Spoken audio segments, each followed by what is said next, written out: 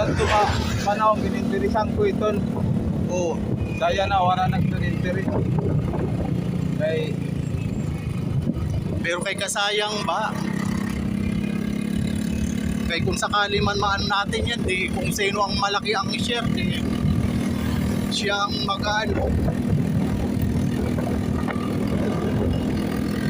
Imagine mo laki-laki ng halaga. Ang mga hudas-hudas sa mga santo doon, nagsimat ang ason, malipat na. Ang tumabay ko